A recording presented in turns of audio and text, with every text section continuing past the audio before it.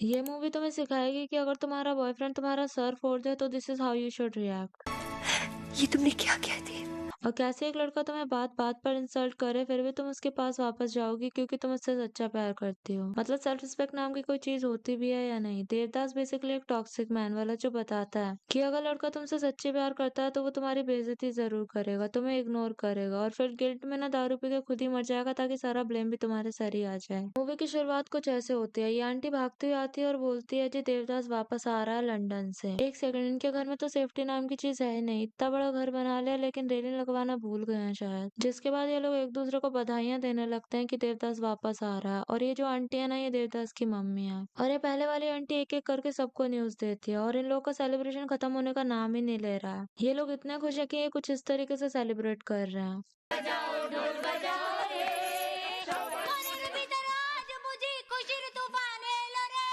यह पारो की माँ जो देवदास की माँ को संदेश देने आई है एंड इसको भी पता चलता है कि देवदास वापस आ रहा है एंड अब ये भी इन लोग को बधाइयां देने लगती है। बधाई हो दीदी, बधाई हो। इस सीन में ये लोग अपने बच्चों की बचपन की लव स्टोरी सोच सोच के खुश हो रहे हैं एंड पारो की माँ एक्सप्लेन की किस तरह पारो देवदास की बग्गी के पीछे भाग रही थी जब देवदास पढ़ने के लिए विदेश गया था। फिर भी पागलों की तरह दौड़ी जा रही थी और चिल्ला रही थी, मैं भी देव के साथ जाऊंगी वहाँ। मतलब यहाँ पे 6-7 साल की निब्बी पारो देवा देवा करके उसके पीछे भाग रही है एंड उसकी माँ दुखी हो रही है क्योंकि उसकी 6-7 साल की बेटी का बीएफ पढ़ने विदेश गया है। एंड इस पॉइंट पे आई थॉट पारो ने मूव ऑन कर लिया होगा, पर पारो तो पिछले 10 साल से देव के लिए दिया जला रही है एंड उसको आज तक बुझने भी नहीं दिया है भाई उसने। दुनिया की कोई भी शक्ति इस दिए को नहीं बुझा सकती। और ये दिया कोई भी नहीं बुझा सकता। ये चीज एक्सप्लेन करने के लिए पारो दिए को लेकर इधर उधर भागने लगती है और पूरे 5 मिनट 26 सेकंड का डांस भी करके दिखाती है। फाइनली देवदास वापस आ गया and everyone is waiting for him. तभी उसकी माँ सबको ये बोलती है। आज देवदास को सबसे पहले मैं देखूंगा। तुम सब अपनी आंखें बंद करो। अरे इतना सब करने के बाद शी गॉट दिस न्यूज। अरे रास्ते में उतर गया, कहने लगा अपनी पारो से मिलकर आता हूँ। ये सुन के इनका पूरा लाइफ धुमतानाना मोड पे चला गया। Literally she got a mini heart attack. Serial की तरह पीछे वाली आंटी आग में घी डाल देती है। देवदास के आने की खुशी में पारो महावर लगवा रही होती है, पर देव की आवाज सुन के ही ना वो वहां से भाग जाती है एंड वो खुश है इसलिए उसके फेस पे कुछ ऐसे एक्सप्रेशंस होते हैं। अगले सीन में पारो देव और अपनी माँ की बातें सुन रही होती है एंड 3 सेकंड में ही पारो ने वहां से कबूतर उड़ा दिया और वहां की ड्राइंग भी मिटा दी। फाइनली देव पारो के रूम में आ जाता है and Paro lying on bed like this. मतलब तुम्हारे घर कोई आए तो तुम उससे मुंह फेर के चुपचाप बेड पे लेट जाओ। देव बोलता है हम इतने दिनों बाद मिले हैं, पलट के नहीं देखोगी। जिस पे पारो कंप्लेन करती है कि तुमने 10 साल में सिर्फ 5 बार चिट्ठी भेजी। तुम बड़ी हो गई हो पारो। अब 1-2 मिनट तक पता नहीं क्यों पारो अपना चेहरा दिखाने में काफी नखरे कर रही होती है। वहां पे एक मक्खी को पकड़ के देव बोलता है। पारो, तुम्हें कोई और छुए मुझे अच्छा नहीं लगता। मतलब देव बाबू के होते हुए एक मक्खी भी पारो को टच नहीं कर सकती। फाइनली पारो से मिलने के बाद अब देवदास अपनी माँ के पास जाता है, पर उसकी माँ बोलती है मुझे उससे बात ही नहीं करनी है। लेकिन देवदास के मुंह से माँ सुनते ही उसका दिल पिघल जाता है। अब इस सीन में देवदास अपने बाबूजी के बारे में पूछ रहा होता है एंड उसे अपने बचपन का ट्रॉमा याद आता है कि किस तरीके से उसके बाबूजी उसकी बढ़िया से सुताई किया करते थे। सारा दिन उस पारो के साथ गांव में आवारा करती।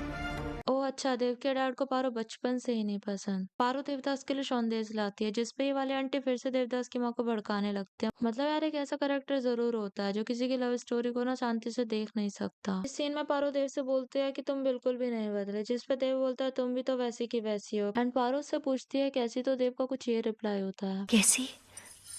कमार। ये सुनने के बाद भी पारो चाहती है कि देव उसको बताए कि उसने पारो को कितना मिस किया। मैं कभी याद नहीं आई।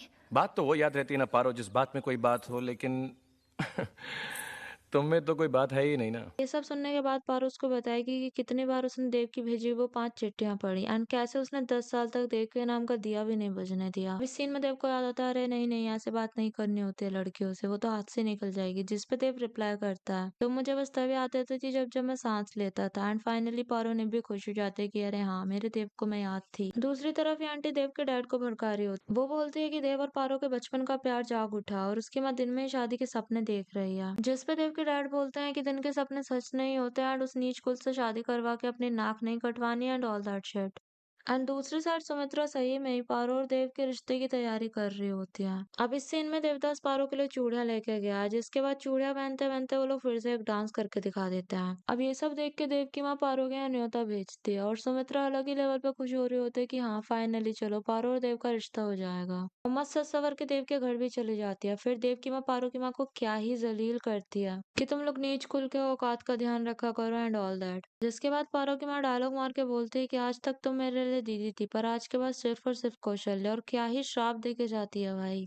आई तो थी तुझे दुआएं देने कि तेरे घर चांद सा बेटा हो, पर अब तो यही दुआ निकलती है कि तेरा घर भी चांदनी से आबाद हो, तेरे घर भी बेटी हो। इस डायलॉग के अकॉर्डिंग लड़कियां होना एक श्राप हो सकता है। दूसरी साइड पारो अभी भी यही बोलती है कि माँ का अपमान देव ने थोड़ी ना किया और देव से मिलने चली जाती है ताकि वो भी जलील हो सके। इस सीन में देवदास के बाबूजी उनको साथ में देख लेते हैं, जिसके बाद वो भी पारो को क्या बढ़िया तरीके से जलील करते हैं। इतना सब सुनने के बाद पारो फाइनली वहां से भाग जाते हैं। अब देव के डर देव की बजाना शुरू करते हैं। कुल इज्जत सम्मान ऊंचा घराना सब घुसा देते हैं भाई उसके अंदर, लेकिन देव वहां से आई ऑब्जेक्ट कह के निकल जाता है। जिसके बाद वो पारो से लेटर लेके उससे ब्रेकअप कर लेता है। अब यहाँ चुन्नी बाबू जो देवदास को एडवाइस देते हैं कि ब्रेकअप हो गया है तो दारू पियो, और देवदास चुन्नी बाबू की बात को क्या ही सीरियस लेता है ये तुम्हें वीडियो में आगे पता चलेगा। इसके बाद ये लोग चंद्रमुखी से मिलते हैं एंड इस सीन में चंद्रमुखी की दोस्त उसको टीका ला के देती है ताकि उसको नजर न लग जाए, लेकिन देवदास उसको क्या ही इंसल्ट करता है।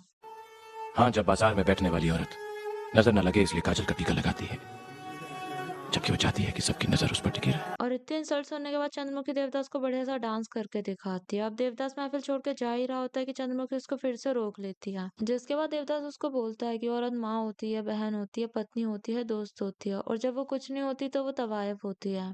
इतनी बढ़िया इंसल्ट सुनने के बाद चंद्रमुखी तो देव के प्यार में पागल ही हो जाती है, जिसके बाद वो चुन्नी बाबू से बोलती है कि मुझ पे एक एहसान करना और देव को यहाँ वापस ले आना। दूसरी साइड पारो की शादी तय हो गया एंड उसकी बारात आने ही वाली है। बारात आने से पहले ही देवदास वहाँ पहुंच जाता है एंड समहाउ पारो की माँ उसको परमिशन भी दे देती है अपनी बेटी से मिलने की। इस सीन में देवदास पारो से बोलता है कि अब मैं आ गया हूँ, वापस कभी नहीं जाऊंगा, जिसके रिप्लाई में पारो देव को ये बोलती है।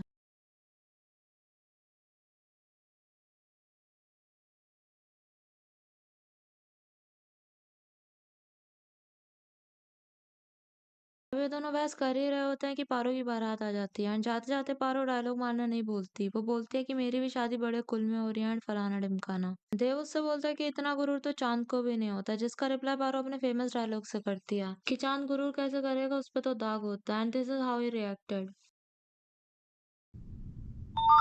पारो का गुरूर निकालने के बाद देव उसके खून से ही उसकी मांग भर देता है, वो भी इतने ड्रामेटिक वे में। और पारो की मांग भरने के 15 सेकंड बाद ही वो उसको किसी और से शादी करने के लिए भेज देता है। पारो की शादी अपने बाप की उम्र के अंकल से हो जाती है और शादी होने के बाद पारो बिना किसी से बात करे सीधा देव के पास जाती है उसका आशीर्वाद लेने। ससुराल में जाते ही पारो को सदमा लग जाता है क्योंकि उसके पति के पहले से ही 3 बच्चे हैं एंड सबसे बड़ी बेटी तो उसी की उम्र की है। अब आता है सुहागरात का टाइम, जब पारो का पति ये कहता है कि हमने शादी सिर्फ अपने माँ के कहने पे की है क्योंकि हमारे बच्चों को माँ की जरूरत थी और इस हवेली को ठकुराई इनकी। जिसके बाद वो अपनी पहली वाइफ को इंट्रोड्यूस करता है जो अब इस दुनिया में नहीं है एंड किस तरह वो उसके लिए इम्पोर्टेंट थी बोल के वहां से निकल जाता है। दूसरी साइड चुन्नी बाबू अपना प्रॉमिस याद रखते हुए फिर से देवदास को चंद्रमुखी के यहाँ ले जाते हैं जब वो अनकॉन्शियस होता है। यहाँ पे चंद्रमुखी देवदास का 2 दिन ध्यान रखती है, जिसके रिप्लाई में देव उसके साथ ऐसा बिहेव करता है। ये क्या है? चुन्नी बाबू ने बताया तुम 2 रात यहाँ पर थी, तुम्हारे कोठे पर क्षमा नहीं चली होगी। ये उन 2 रातों की कीमत है जो तुमने हमारे लिए खर्च की। अब तुम लोग को लग रहा होगा फाइनली चंद्रमुखी अपने लिए स्टैंड लेगी, लेकिन नहीं भाई, वो देवदास के प्यार में पागल हो चुकी है। वो उसे कितने गंदा ट्रीट कर ले वो उसे नहीं छोड़ने वाली, और पता नहीं क्यों वो फिर से देवदास को देख के डांस करने लगती है। इस सब के बाद this is how he reacted again. तेरे बाबू मत हाथ लगाओ मुझको, नफरत करता हूं मैं तुमसे, नहीं देख सकता औरत का ये रूप क्या। दूसरी साइड पारो अपना सैवेज मोड ऑन करके ससुराल में सबको रिप्लाई दे रही होती है। और यह पारो की सबसे बड़ी बेटी जो कि उसी की उम्र की है एंड यह उसका हस्बैंड जो पारो से फर्स्ट टाइम मिलते हैं उसको अजीब तरीके से टच करने लगता है। अब इस सीन में देवदास के पापा मरने ही वाले होते हैं कि पारो डिसाइड करते हैं कि वो सब चीज भुला के उनसे मिलने जाएगी। दूसरी साइड देवदास इतनी दारू पी रहा होता है कि उसे अपने घर परिवार का कोई होश ही नहीं है। अब देवदास के पापा सच्चे में मर जाते हैं, जिसके बाद वो फुल दारू पी के घर पे आता है। इस सीन में देव और उसकी भाभी लड़ाई कर रहे हैं क्योंकि भाभी ने उसके घर की चाबियां चुरा ली हैं, जिसके बाद देव डिसाइड करता है कि वो अपने हिस्से के पैसों में आग ही लगा देगा और वहां पे दारू डाल के आग लगा देता है क्योंकि भाई दारू उसके पास ऑल टाइम अवेलेबल होता है ना। जिसके बाद उसकी माँ के वहां पे उसे चाटा बजा देती है कि तेरे बाप का राज है क्या बे। अपनी माँ के हाथ से चाटा खा के वो गुस्से में घर छोड़ के चला जाता है। दूसरी साइड पारो पता नहीं क्या सोच के चंद्रमुखी से मिलने चली जाती है, जिसके बाद ये दोनों देवदास को अपने बाप की प्रॉपर्टी समझ के एक दूसरे से मुंहजोरी कर रहे होते हैं। बहसबाजी करते करते इस सीन में चंद्रमुखी इमोशनल हो जाती है और पारो उसकी आंखों में प्यार देखते देख के लिए तो वो भी पिघल जाती है और उसको पूजा के लिए इन्वाइट करती है, जहाँ ये लोग डोला रे डोला पे मस्त डांस करते हैं। एंड इस सीन में देवता दारू पी पी के पागल हो रहा है एंड फाइनली देव वो बोलता है जिसका इंतजार चंद्रमुखी काफी टाइम से कर रही थी। और तुमसे कोई प्यार नहीं करता सिवाय मेरे। इसके बाद ये दोनों काफी देर तक इमोशनल बातें करते हैं एंड अभी अभी उसने अपने प्यार का इजहार करा था, लेकिन वो अभी वो चंद्रमुखी को छोड़ के चला जाता है। मतलब पहले पारो से शादी नहीं की, अब चंद्रमुखी से भी नहीं। कुल मिला के भाई को शॉर्टर लाइफ चाहिए ही नहीं भाई। अब इस सीन में देवदास की हालत काफी ज्यादा खराब हो रही है क्योंकि उसने चुन्नी बाबू की एडवाइस को काफी ज्यादा सीरियस ले लिया था। अब देवदास मरने वाला ही होता है कि वो डिसाइड करता है कि वो पारो के घर के आगे जाके लेट जाएगा। जैसे ही पारो को ये चीज पता चलती है वो इतना तेज भागती है, लेकिन उसकी हवेली पार करने से पहले गेट बंद कर दिया जाता है। या ही डाइड। कुल मिला के देवदास एक वॉकिंग रेड फ्लैग था जो अपनी ईगो और दारू के चक्कर में ना बर्बाद हो गया। मतलब ना तो उसको अपनी फीलिंग हैंडल करनी आती थी, ना ही जिंदगी। और सबसे बड़ा स्कैम इसको इटर्नल लव स्टोरी बोला जाता है। भाई ये लव नहीं था, ये टॉक्सिक ट्रेजेडी थी, जिसमें एक आदमी अपनी लाइफ तो खराब करता ही है, साथ में दो लड़कियों की और कर देता है। इस स्टोरी से तुम्हें एक ही लेसन मिलता है, अगर तुम्हारा बॉयफ्रेंड, लवर या फिर हस्बैंड ऐसा है ना, तो दुम दबा के वहां से भाग जाओ।